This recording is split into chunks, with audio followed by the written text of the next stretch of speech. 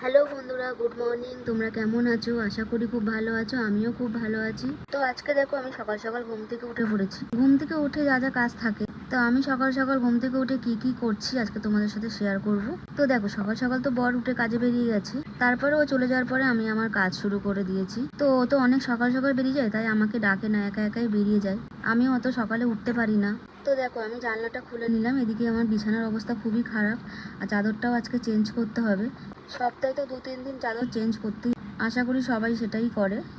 আর জানো তো, আমি না বিছানা চাদর চেঞ্জ করতে আমার ভীষণ অসুবিধা, আমি একা একা পারিই না। ও থাকলে খুব ভালো হয়, ও আমাকে অনেকটাই হেল্প করে। মেন কথা, আমার চাদর চেঞ্জ করতে ভীষণ অসুবিধা হয়, তাও কি করবো, করতে তো হবে। এদিকে দেখো, আমার বিছানা একদম কমপ্লিট।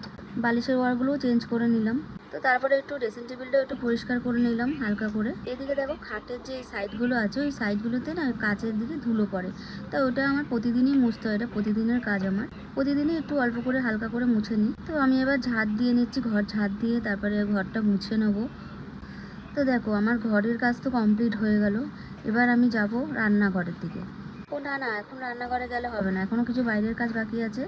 গেটের সামনে একটু জল দিয়ে পরিষ্কার করে নিলাম, তারপরে আমার জামা কাপড়গুলোও কাচতে দিয়ে দিলাম। তো এদিকে দেখো, আমার ঘর পুরো কমপ্লিট পরিষ্কার করে দিয়েছি। ঘর ফটাফট পরিষ্কার করে নিয়ে এদিকে রান্নাঘরে চলে এসেছি। রান্নাঘরে দেখেছো কত বাসন। তো এবার বাসন নিয়ে বসে পড়লাম, বাসন মাজতে বসে গেছি। তো বাসন মাজা হয়ে গেলে এবার আমি দেখো রান্নাঘর পুরো পরিষ্কার করে দিয়েছি। তো এবার দেখো, এদিকে দেখো আমি ফুল নিতে চলে এসেছি। আমাদের ফ্ল্যাটের নিচেই ফুলওয়ালা বসে, তো ওখান থেকেই আমি ফুলটা নিয়ে চলে এসেছি। এবার দেখো, সব তো কাজ কমপ্লিট হয়ে গেছে আপাততর জন্য, সব কাজ কমপ্লিট হয়ে গেছে। এবার আমি জলের বোতলগুলো ভরে ফ্রিজে রেখে দিলাম। মাথায় একটু হালকা করে তেল দিয়ে দিলাম, আজকে শ্যাম্পু করবো তার জন্য। আমি স্নান সেরে এবার পুজো দিতে বসে গেছি।